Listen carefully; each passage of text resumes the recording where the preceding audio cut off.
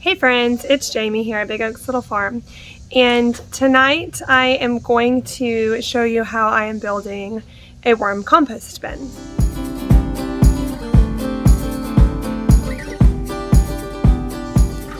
But first I wanted to share with you why I'm building a worm compost bin. So I have been doing research and learning a lot about soil health, and it's really been eye-opening. I mean, obviously, I know that you can't grow in bad soil or what we have, dirt and clay. So we've been working as we have had gardens over the last couple of years to bring in more compost and fertilize and put rabbit manure and things like that in our garden to improve the soil quality. And then we've started trying to rotationally graze our animals to improve our pastures. But I've been learning a lot more about why that improves your pastures and about soil health and how to get healthy soil, but also the benefits of having healthy soil. And it's really been an interesting journey, and you're probably going to hear me talk about it a lot more. I know friends that see me in person have probably heard me talk about this recently because I'm getting really fired up about it. Because soil health, the key driver for nutritional health for your vegetation out of your garden and for your animals that are eating the grass and whatever's growing in your pasture, so their nutrient density, your garden's nutrient density, the key driver on that is carbon. The key driver in your soil holding moisture and not just having runoff every time it rains, but actually holding the moisture in and being more drought resistant is carbon. Okay, what is everybody so worried about with being environmentally friendly and having electric cars and no gas and carbon? Okay, plants through photosynthesis eat carbon and hold it in the soil, and it makes our plants and anything growing in that soil healthier. Okay, so then you start to look at why do we not have good soil? What's causing our soil to be so just dry and dirt and not grow things? And it's the way that we started farming in the Industrial Revolution, spraying everything, Roundup, Grazon, all of those things zapped all of the nutrients out of the soil, and caused things to have stunted growth, to not grow well, and then you have less biodiversity on farms now, which I know this is going to be like a very small little snippet of what I have learned and am learning. I'm no scientist and I'm not an expert on this, but I'm just sharing with you what I've been learning over the last few weeks. So biodiversity is part of what keeps our soil healthy. And so industrial farming has gotten away from diversity. It's like you're either a corn farmer or you're a soy farmer or you're a cattle rancher or you're a chicken farm. These things were meant to work together. So when you think back to the days that the buffalo roamed, and that it was just back when things were wild, they would move and graze, which is kind of like how we try to rotationally graze. They would go to the next place that there was grass, and things would come back, and birds would come behind them, and things were meant to work together. If you do any kind of gardening, you learn about crop rotation, and you should plant this where this used to be planted because they use different nutrients and that kind of thing. And then there's certain things that are supposed to be, nitrogen fixers like comfrey and clover, things like that. But things were meant to work together. We weren't supposed to do just one thing. It's all supposed to work together. It's though rotationally grazing cows, and then sending goats behind them to eat the poison ivy that the cows don't want to eat, and then sending chickens behind them to scratch through all the poo and help it fertilize everything. It's important, and everything's meant to work together. So anyway, in learning all about that, and learning how maybe if I had good soil, my grass would not be brown right now. I would not be having to buy hay for our cows and our goats, because I don't remember the last time we had a decent rain here in East Texas. It's becoming something that I'm very passionate about, is getting my soil healthy. And so I've been looking at different things that I can do other than just rotationally grazing and adding compost to the garden. I want all of my soil to be healthy, and my pastures, not just my garden. So one of the things is, obviously creating our own compost. So if we're not having chickens run behind the cows, like there's certain times that we don't do that. We'll pull their manure, and we'll pull the chicken manure from our one chicken coop that is not mobile at the moment. And we'll put that in compost and put, food scraps or whatever in there when we're not giving them to pigs and such. But that one's kind of like big and a pain, and you have to turn it, and you have to like keep it wet, and we have not done a good job at that. But then through a friend of mine, Carmen at Jesus Loving Homesteader, I discovered a worm farm. I actually bought my first worm farm from her. And then I've started watching another YouTube channel called Hey It's the Good Life, that is what she is passionate about. It's crazy how much compost you can make from your food scraps with a bucket of worms. And I have 6 children, so you can imagine I have a lot of food scraps. And we don't currently have pigs we're fattening up with that, because we don't give a whole lot of food to the coonies. We give them like garden scraps, but not like we would give when we're trying to fatten a pig up, right? So I have my 1 bucket worm farm that I will show you, and then I am going to make a second one tonight, possibly a third one, because I see another bucket, and I know I had this one specific red bucket that was cracked, and so I thought, oh, Thomas won't get mad at me for drilling holes in that one. But I can't remember where I put it, but I think I see it. So I might be making 2 tonight. And I'm just going to show you how I'm setting that up. I'm not going to claim to be an expert, but I have been watching a lot of YouTube. So, I think I have the general idea. And then I also shot some footage the other day of harvesting from my worm bin, so you can kind of see after, I don't know, it'd probably been like 4 weeks, how much I got out of there. The other thing that I'm going to do with my worm castings is make compost tea. So how I'm going to do that, there's different options. You can do it where you actually brew it, or you can do it where you steep it. I don't have the air bubbler and a big bucket and, time to not forget how long it's been in said bucket. So I'm just going to do the stewed way. Basically, you put several handfuls of the worm castings in a 5-gallon bucket. You fill it up with water. You kind of stir it up. You really don't even have to let it sit there a while, because what you're doing is basically getting the water-soluble nutrients out of the worm castings, and then obviously the not water-soluble nutrients stay in the worm castings. So you still will want to put those in your garden, the worms castings. You don't throw them out or anything. But the water-soluble parts, you don't have to let it sit for a long time, because they're either going to be water-soluble or they're not. So you just kind of stir it in. And then I want to figure out some sort of spraying system, like sprayer, to be able to go out and just spray this in my pastures where my animals are, not just in the garden. So that I'm still working on right now. I'm probably just going to be using it in the garden, but my goal is to do that. I also have some comfrey seeds I'm going to be planting soon, because you can make a tea also with that, a compost tea. So anyway, all of that, I get a little fired up when I talk about that and kind of ramble on. But I'm really excited about all the things I'm learning. Just start looking up regenerative agriculture, vermicompost, those kind of things. Really what started kind of my journey with this was watching this documentary thing on Netflix called Kiss the Ground. It has Woody Harrelson. Sorry, I'm not great at names. And so it has some of these famous people, and you're like, oh whatever, as if you're a farmer.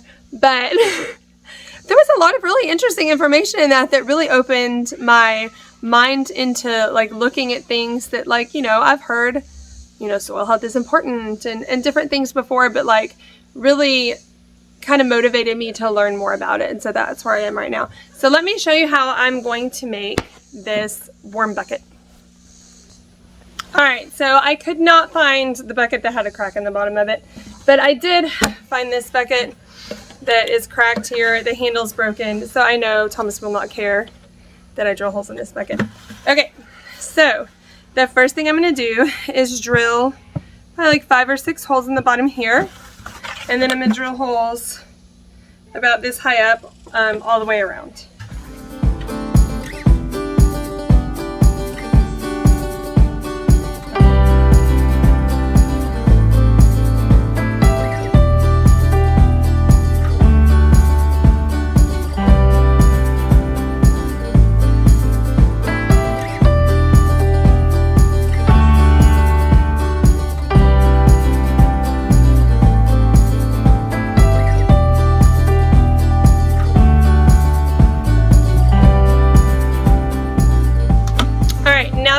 My holes in my bucket, I am actually going to go down to the barn. I have one of my cows I put in a barn stall overnight to separate her for milking the next morning. And so in there I have like just some hay and straw and pine shavings, and then her manure in there from being in there overnight. But then during the day I have chickens that go in there and scratch it and peck it everywhere and make it kind of hard to muck out the stall. So I'm actually going to go down there and get some of that brown material, the pine shavings and whatnot, that I do know has a little bit of manure in it, to put in here first. So that's the first thing I'm going to put in. At this point, this is what I have in here. It's leaves, it's a little hay, it's pine shavings. There's some cow manure and goat manure in here that's been really broken up and picked through. So that's kind of my more brown. Okay, now I am going to add some soil. I had these kiddie pools, and I told the kids, if you want to have your own little garden, you can do it in this little pool. Now Josh opted to garden with me because he likes to spend time with me in the garden. The other 3 younger kids all wanted to do their own garden. So like I help them get these ready. They put like some little twigs and sticks in the bottom and then put soil, and then I got some compost manure to put on top of it. And then they didn't plant anything in them. And then finally, like last week, before I had flown out to El Paso, I gave them some strawberry plants to put in there. And I told them, no, you're not going to get strawberries this year, but you can maybe get them established for next year. And then when fall rolls around, you know, you can plant some snap peas and green beans and some stuff like that. So then they planted them, and then they did not water them when I was gone to El Paso. So now they're dead. So I'm going to steal a little bit of dirt out of one of these. So you just need a little bit of dirt in there. The neat thing about, I'm just going to take a little bit out of each of them so that it's not really all that noticeable. But you need a little bit of dirt in there. The neat thing about the worms is they're going to eat like everything in here. They're going to eat the brown material. They're going to eat everything. I am going to put actual food scraps in here that, like, they turn the whole thing. I mean, they basically turn the whole thing to compost. It's the coolest thing. All right, so I am going to show you my current worm bin. And then what I'm going to do next, now that I have the dirt in here. Sorry, my dogs, they're fine if I'm not over here, but if I'm over here, then suddenly they need to bark at the pigs. And every time I'm over here, the pigs are like, oh, she's here, the lady that gives us garden treats. So anyway, it's loud here, farm life. So I have put dirt in here. So the next thing I'll do before I put anything else in here is get it all wet. So I'm going to spray the water hose in here, get it all nice and wet. As you can see, this is my other worm garden, and it is buried. I will have a lid on it. I'm not going to bury this one tonight because it's getting kind of late. But let's take a look in here. So the content in this one is getting kind of low, and I need to add some stuff to it. But it's good to have some gray stuff here on top. They are getting low on food. So I'm gonna go ahead and put some more pieces in here of food for sure.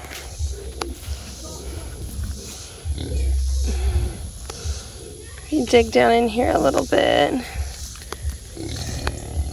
So there's quite a bit of worm castings in what I'm holding, but there's also other bigger particles too. And I'll show, oh, there's a worm. I'll show the footage after this of harvesting from here. And then I'm going to get the other worm barrel the rest of the way ready. And then I will move some of these worms into the new one because they will multiply. I've got this nice and moist now. Oh, it's kind of heavy. So the holes help water drain out so that it is not over moist. Then I am going to bury this one in the morning. I'm not going to do it right now because it's almost time to start getting kids ready for bed. So I don't have a ton of food scraps in my kitchen right now, but what I do have is some bananas that are almost too ripe. So I went ahead and cut up some banana, and I'm actually going to put some of this in both of these because the other one does need some more food scraps too. But I kind of wanted to talk about all the things you can put in here. So much. You can put weeds you pull from your garden in here. You can put cardboard in here. Shredded paper. So I can just like shred this up and put it in here. They will eat that and turn it into compost. How cool is that? This is like the easiest way to compost. And the super cool thing about this is you can do this if you live in an apartment. You don't have to bury them. You can put it on your patio. You can do this if you live in the city. And something that I think is really important is that even if you are not a farmer, even if you're not a gardener, if you have a full-time job and you're like, I don't have time for a garden, you can still help the earth, help the soil, help the carbon in our atmosphere that needs to be dealt with just by composting your food scraps with worms and putting it in your own lawn. You know, you don't have to be putting it on something with the intention of growing food. Just putting it on your grass, I mean, is gonna help the soil where you are. I mean, it'll help your grass be greener. You'll get like yard of the month if you live in an HOA. But this is something that anybody can do. And so I think that that is really cool about it. And I do totally encourage you to watch Hey It's a Good Life because she has way more information on this than I do.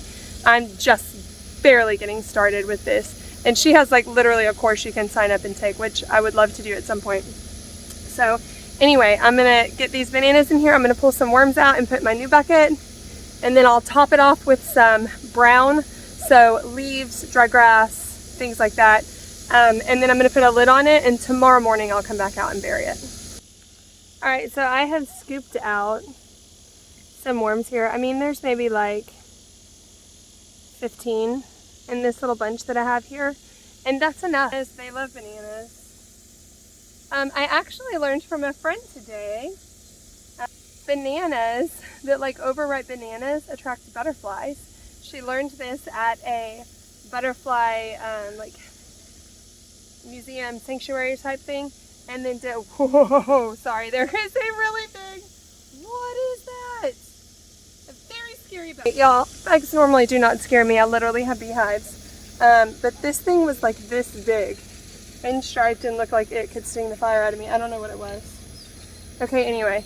So she learned this at a butterfly sanctuary and then actually did it at her house, and it made butterflies come. And I thought that was really cool. So a little extra tidbit for you. But I'm just going to put these bananas in here for now. I definitely need to add more to this.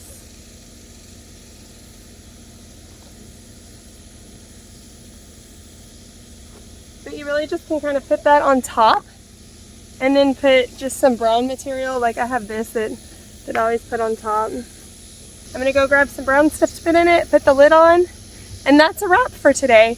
I will add in the footage of harvesting from this one for you to see how that went. Today I'm trying to catch up on some things in the garden, and one thing that I really wanted to share with you guys is our worm farm. Today I'm actually going to sift through my worm farm and see what I can get out of here. So I am going to use this, which we all actually have for mealworms. We've played around with mealworms on and off for, oh gosh, a couple of years now. But I'm gonna actually use this to sift out the worm castings from the worms. So this is my first time doing it, so we will see, we'll see how it works.